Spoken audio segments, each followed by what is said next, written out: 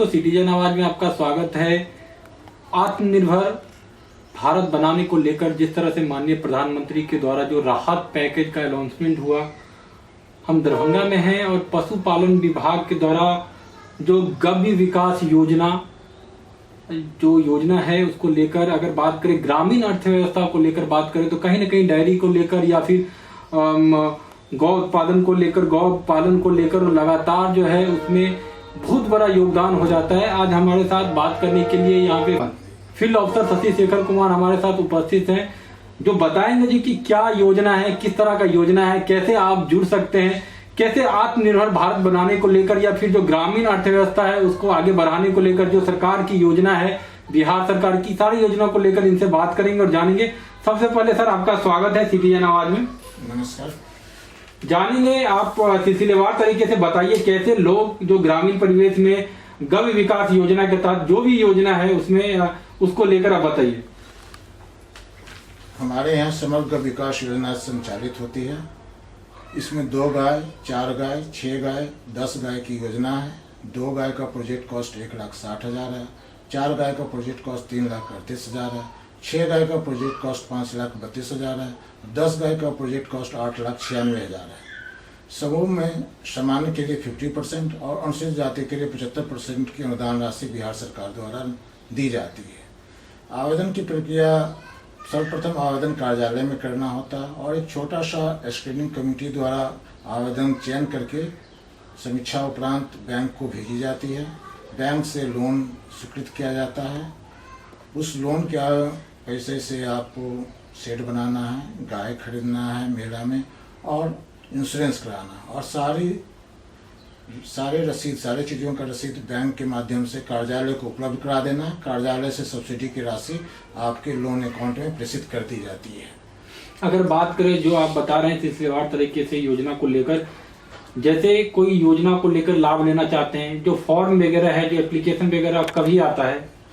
आवेदन की प्रक्रिया इस साल की अब बहुत जल्द शुरू होने वाली, अभी कैबिनेट से नहीं हुआ लेकिन 1-2 महीना में शुरू हो जाएगी। जैसे ही इसका नोटिफिकेशन होगा पेपर में के द्वारा सबों को सूचना मिल जाती है। कार्यालय से भी आकर के आप सूचना प्राप्त कर सकते हैं। फॉर्म में 4-5 चीज़ का जरूरत होता है। 2 फोटो, वोटर आईडी कार्ड और आधार कार्ड का फोटो कॉपी, जमीन का रसीद, LPC, यदि कोई लाभुक या कोई आवेदक ट्रेनिंग किए हों या समिति सदस्य हों या शराबबंदी से प्राप्त किया जाता है। आवेदन के साथ एक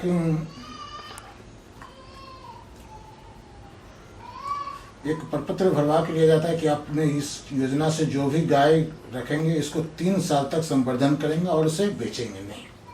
अगर बात करें जो आवेदन को लेकर, जैसे आपने बताया जैसे 10 गाय की जो योजना है, जो 10 गाय अगर लेना चाहते हैं या 10 गाय वो लेंगे वहाँ पे, तो 10 गाय पे जो जमीन, जो रसीद की आप बात कर रहे हैं LPC, वो कैसा, कुछ जमीन का भी कुछ मापदंड है कि इतना जमीन होना चाहिए? 10 गाय के लिए 2 एकड़ जमीन का रसीद और LPC निर्धारित की गई है। इसमें जमीन को बैंक की तरफ से मॉर्गेज भी किया जाता है क्या? जी हाँ, जमीन को बैंक न मॉर्गेज करती, विभाग का उसमें कोई रोल नहीं है। बैंक अपने ये जो 2 एकड़ जमीन का रसीद दिए तो इसका ये मतलब नहीं कि 2 एकड़ जमीन आपका मॉर्गेज हो जाएगा। उसमें बैंक के लोन के हिसाब से आपका जितना मॉर्गेज की जरूरत पड़ेगा उतना ही मॉर्गेज किया जाएगा। अगर बात करें यहाँ पे पिछले साल कितने लोगों को यहाँ पे लाभ मिला इस योजना के तहत, पूरे जिला में कितने जिला में योजना को लेकर? पिछले विगत वर्षों में अभी तक 70 आदमी को लाभ मिल चुका है इस योजना से। 70 लोगों को। एवरेज क्या था उनका लोन अमाउंट, कितना लोन अमाउंट मिला है? लोन अमाउंट ये जितना था, 2 गाय का 1,60,000, 4 गाय का 3,38,000, 6 गाय का 5,32,000 और 10 गाय का 8,96,000। सारे लोग, सारी इकाई को सम्मिलित करके 70 आदमी को मिला है। इसमें लोन जो दे रहे हैं उसको लेकर उनका खुद का भी कुछ कंट्रीब्यूशन दिखाना पड़ता है कि? मात्र सामान्य जाति के लिए मात्र 10% उसमें से लोन अमाउंट का कंट्रीब्यूशन होता है और अनुसूचित जाति के लिए 5% का कंट्रीब्यूशन होता है अपना लाभांश। जो सब्सिडी है वो सब्सिडी लोन लेने के बाद सब्सिडी आती है या फिर लोन लेने किस तरह से? सब्सिडी लोन स्वीकृत होने के बाद लोन के पैसे से पूरा योजना स्थापित कर लेने के बाद, यानी शेड बनाना, गाय खरीदना और इंश्योरेंस कराना, उसके बाद जाके सब्सिडी मिलती है। बैक इंडेड सब्सिडी है, मतलब योजना स्थापित हो जाती है उसके बाद सब्सिडी दी जाती है। अगर बात करें यहाँ पे ग्रामीण परिवेश को लेकर, योजना को लेकर, यहाँ पे जागरूकता को लेकर, तो आप गाँव को लेकर किस तरह से आप लोग जागरूकता कैंपेन वगैरह चलाते हैं, किस तरह से चलती है? हमारे यहाँ स्टाफ का दिक्कत है। पूरे जहाँ तक संभव होता है मैं कहीं निरीक्षण करने जाता हूँ, उस समय उस गांव में जागरूकता अभियान कराता हूँ। स्पेसिफिकली किसी के अकेला आदमी विभाग स्पेसिफिकली किसी गांव में जाकर जागरूकता अभियान करना व्यवहारिक रूप से संभव नहीं हो पाता है। अगर बात करें यहाँ पे जो लाभुक जो यहाँ पे लाभ लेना चाहते हैं योजना को लेकर, या फिर क्योंकि आज जो स्थिति आप देख रहे हैं कोरोना वायरस को लेकर, कोविड-19 को लेकर, जो प्रवासी मजदूर है वो गांव की तरफ आ रहे हैं। दरभंगा जिला में भी बात करें तो लगभग 50,000 प्लस के आसपास मजदूर आ गए हैं। यहाँ पर खड़े करना चाहते हैं डेयरी फार्म के रूप में, उसको इस योजना को लेकर आप कैसे देखते हैं, कैसे लाभ ले सकते हैं, कैसे ये योजना आत्मनिर्भर भारत बनाने को लेकर सफल साबित होगा? यह बहुत अच्छी योजना है। इसमें सरकार के द्वारा समान वर्ग और अनुसूचित जाति के लिए क्रमशः 50% और 75% अनुदान की राशि है। इसमें जो प्रवासी मजदूर होंगे उनको बहुत थोड़ी सी ऋण की राशि चुकानी पड़ेगी, अतः यह उनके लिए बहुत अच्छी योजना है। जमीन की जो बात की, अनुसूचित जाति को लेकर के जमीन, किस तरह के जमीन उनको जो अनुसूचित है उसके लिए भी जमीन की कोई गाइडलाइन है?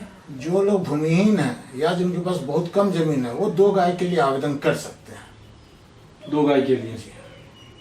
अंत में आपसे जानना चाहेंगे जो कि योजना को लेकर अगर सिटीजन आवाज के माध्यम से जो आसपास के दरभंगा जिला के जो भी किसान हैं या ग्रामीण परिवेश है वो अगर जुड़ना चाहे, वो यहाँ पे फॉर्म फिलअप करना चाहे, उसको लेकर अंत में क्या कहेंगे उनसे? आप किससे जुड़े, कहाँ पे मिले, कैसे जुड़े? पशुपालन कार्यालय में आकर के, गौ विकास शाखा में आकर के मिले, यहाँ से सारी समुचित जानकारी दी जाएगी। इसके अलावा केसीसी का भी आवेदन किया जाता है पशुपालन पर, उसके लिए भी आवेदन यहाँ उपलब्ध है। केसीसी जो किसान क्रेडिट कार्ड, पशुपालन पर भी केसीसी लोन दिया जाता है। अच्छा, पशुपालन लोन लेने के बाद फिर केसीसी दिया जाता है? पशुपालन के लिए भी केसीसी लोन दिया जाता है। अच्छा, पशुपालन के लिए जी, तो उसके लिए भी आवेदन यहाँ उपलब्ध है, उसके लिए अभी आवेदन कर सकते हैं।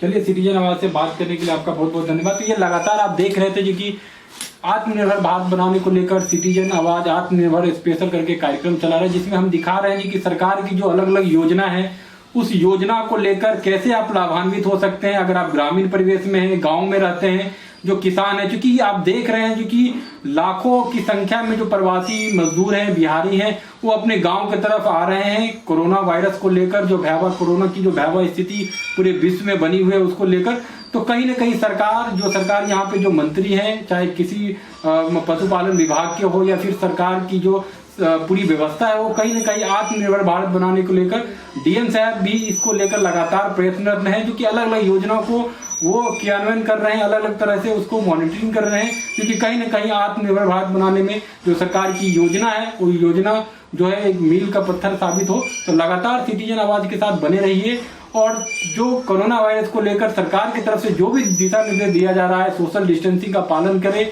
मास्क जरूर लगाएं, घर से अनावश्यक ना निकले, सावधान रहे और अपने आसपास साफ सफाई जरूर रखें। धन्यवाद।